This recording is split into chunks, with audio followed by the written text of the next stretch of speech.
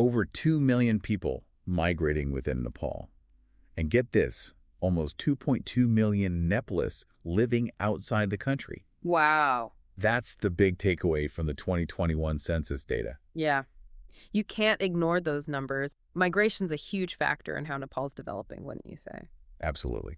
And that's why we were diving into the analysis of this census data. It's the 12th census, by the way. Oh, right. Yeah, the 12th. And the first one they've done since Nepal adopted its federal structure, which, really changed the power dynamics in the country. Decentralized things quite a bit, yeah. For sure.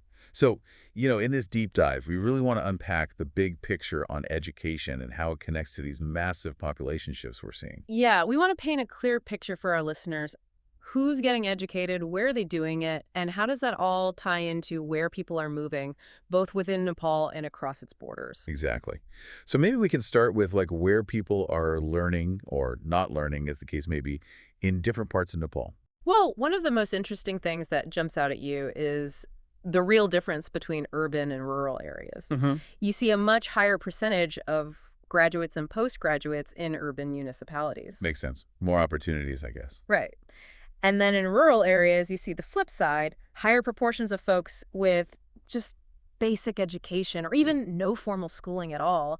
And that's not just a matter of access. It's often tied to deeper economic realities. Yeah, that makes sense. And, it's not just urban versus rural. There are differences between the ecological regions as well. Oh, for sure. Like the Tarai region, for example. Yeah. They've got a very high concentration of people who've completed primary education. Interesting. Whereas in the hill region, it's much more mixed in terms of education levels. But the mountain region actually has a relatively high percentage, surprisingly, of people with no recorded education level. Oh, wow. That is interesting. Yeah, it's kind of unexpected. Yeah. So we're seeing these clear regional patterns. Right, absolutely. And if you look at the provinces themselves, some interesting things pop out as well. Like Bagmati province, for example, where Kathmandu is. Yeah, Bagmati. They're leading the way in higher education attainment. Makes sense. The capital, the big city, all the universities. Right. But then you look at provinces like Madhesh and Karnali, and they have a much larger proportion of their population with lower levels of education. Quite a contrast. Yeah. And the difference, in the actual numbers of graduates coming out of Bagmati versus a province like Madhesh is pretty significant. Right. Okay, so we've talked about regions. Let's shift gears a bit and talk about gender. Okay. What does the census data tell us about educational differences between men and women in Nepal? Well, this is a really important point, and honestly, the data is pretty consistent across the board. Yeah. You see more males with graduate and postgraduate degrees. This trend is really clear at the national level, and it's especially stark if you look at a more developed province like Bagmati. Wow. So it's pretty clear that there's a gender gap, but I'm curious, is that gap consistent across all levels of education? That's a good question. What's interesting is that the gap actually shrinks quite a bit when you look at early childhood and primary education, but then it widens again at the higher levels. How interesting. It's almost like something happens during those secondary school years, maybe even earlier, that pushes girls off that educational track. And I think it really highlights how these social and economic factors, even cultural norms, all play a role in limiting educational opportunities for women. Yeah, absolutely. There's definitely something going on there. And I'm sure there's more to unpack, but we have so much other ground to cover. Right, right. We've talked about where people are getting educated and the differences between men and women, but we can't forget about those millions of Nepalists who are on the move. Right, the absentee population. So can you tell us more about the patterns we're seeing there? Well, what's really striking is just the sheer scale of it all. Yeah. We're talking over 2 million people migrating within Nepal. Right. And over 2 million living abroad. Wow.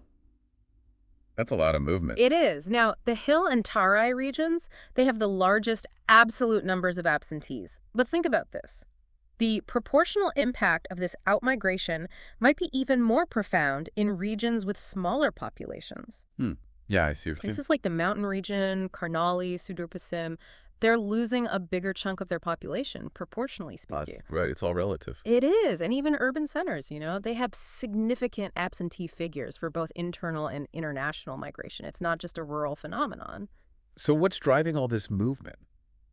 Well, I think the primary driver is economic. Yeah, that's what I would guess. People are looking for better job opportunities, better livelihoods. But it's not that simple, right? There are also these established migration networks, these pathways that have been forged over time, and even environmental pressures play a role in some cases. Yeah, climate change is definitely a factor for some communities. Absolutely. So it's a complex picture. It is. And it brings us to this concept of brain drain, the outflow of skilled individuals. Yeah, a real challenge for Nepal. And the numbers of students seeking education abroad, I mean, haven't they skyrocketed in recent years? Oh, yeah. It's been dramatic. Like back in 2011, you had about 12,000 Nepalis applying to study abroad. 12,000. But by 2022, that number jumped to over 82,000. Wow. That's a huge increase. It is. And those students, they're heading to places like Australia, Japan, the U.S. Makes sense. And, it's not hard to see why. There's the economic instability, the perception that the quality of education isn't as good here in Nepal, the job market mismatch. Right, right. There's also a lack of research opportunities. And, when you think about it, this brain drain has long-term consequences for Nepal's development. Absolutely. Okay, so we've talked about overall migration patterns, but I'm wondering, are there any gendered patterns within that? Like, who's migrating internationally versus internally? Oh, absolutely. You see very clear gendered patterns. When it comes to international labor migration, it's overwhelmingly male-dominated. Interesting. But if you look at internal migration within Nepal, there's a much larger female presence. Oh, so it flips. Yeah, it's often called the feminization of internal migration. Okay. So what's driving those differences? Well, I think it reflects the traditional roles and opportunities to some extent. Men, they're migrating internationally for work, often in more physically demanding jobs. Right. And women, they're often migrating within Nepal for marriage or education, or because of the increasing work opportunities for women within the country. Okay, so we've covered a lot of ground here. We have. We've talked about these regional and gender gaps in education and these huge internal and international migration patterns. And it seems like those two things are really interconnected. Oh, they are. The people who are getting those higher levels of education, they're often the ones leaving Nepal. That's the brain drain. Exactly. Yeah. And the folks with less education, they're often the ones moving within Nepal looking for work. Right. It's like education itself influences these migration pathways, both by raising awareness and by opening up different opportunities. Yeah, that makes a lot of sense. So to kind of wrap things up, it seems like Nepal is facing some really complex challenges when it comes to education and migration. Yeah. You've got these regional and gender disparities in education and these massive internal and international migration flows, and all of it's tied together. It is. And understanding these trends is crucial for anyone who wants to really understand Nepal's situation today and where it's headed. Absolutely.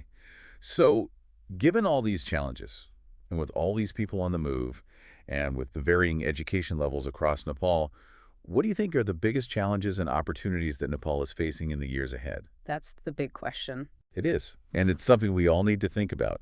These demographic shifts, they're going to have a lasting impact on Nepal. Yeah, no doubt. And it'll be interesting to see how it all plays out. Absolutely.